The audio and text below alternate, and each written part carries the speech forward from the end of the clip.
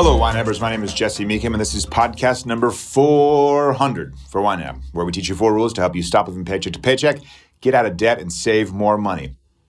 Today, we'll be having a very, very special episode because this is the 400th episode, and I'm just kidding. There's nothing special about this episode. Lindsay, who is over our marketing, is probably disappointed as she listens to this, but I found it funny because I saw that 400 was coming up. I even alluded to it last week, ever so slightly.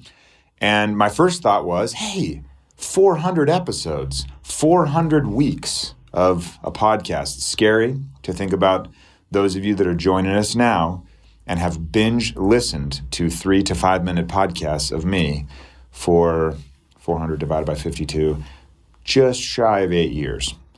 There's something disturbing about that. But that's pretty crazy if you've binge listened that much. I can't even remember what I said last week, let alone 8 years ago. But for those of you that have been along the ride the whole time, thank you.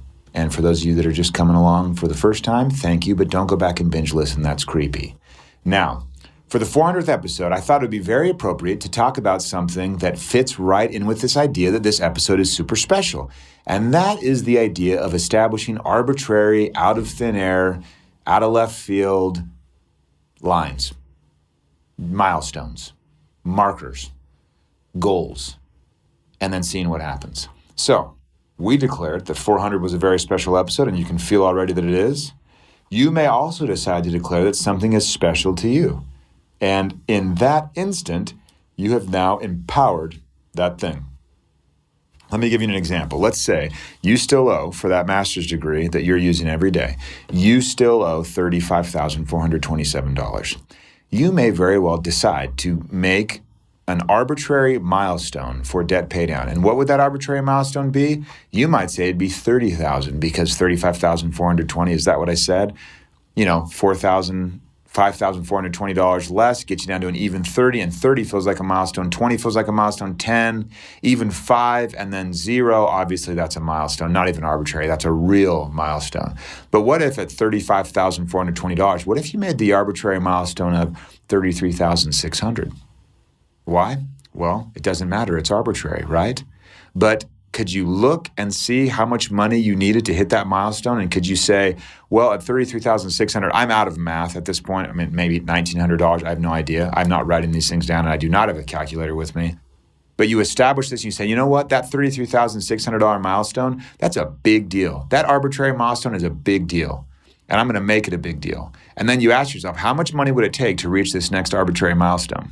And you see how many times I can say arbitrary in a podcast episode. See if I mess up a little bit. I may, because saying arbitrary this many times is proving difficult. But be that as it may, once you've set that arbitrary milestone, then you just look at how much money you need to capture that. Maybe go back to the prior episode so I can remember what I said last week. And you would look at below the line categories and say, is there any way I can get closer to my arbitrary milestone to get to that $33,500? If that is indeed the target that I said earlier. The numbers are all getting jumbled. Make arbitrary milestones for yourself to liven things up. That's the key. So if you're feeling like the next 10 grand of debt paydown is too far away, well, don't make it far away. Make it close. Have it be the next 500 and celebrate. I'm not saying celebrate by go out and, eat a $500 fancy dinner because, you're getting intense and paying down debt. But I am saying establish an arbitrary milestone, look at how much you need to get there, and then sprint to that one. Take a little breather for a week, maybe less, and then set another one. There's powerful psychology here, and I don't want you to underestimate its usefulness. As I was going through the chore of paying off our mortgage the first time and the second time, I was celebrating the smallest of amounts that I was sending toward that mortgage because every little bit, I just felt like it was a victory.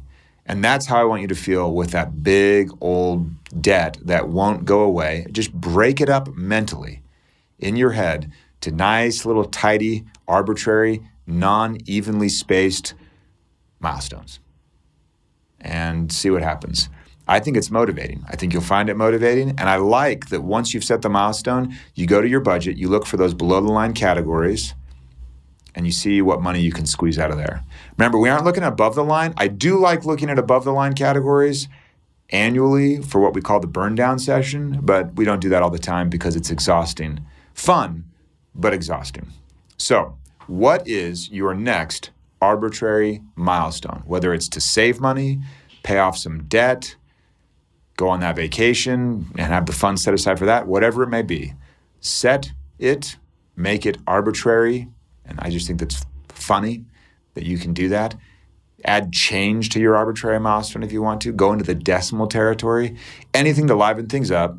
Breathe a little more life into that whole budgeting cycle and keep on moving. If you are losing steam, if you are getting burned out, slow down ever so slightly. Find a sustainable pace and keep going. The most important thing here is, and I'm trying to bring a game into this, but the most important thing here is just to be steady and keep going in the right direction. Until next time, follow YNAB's 4 rules and you will win financially. You've never budgeted like this.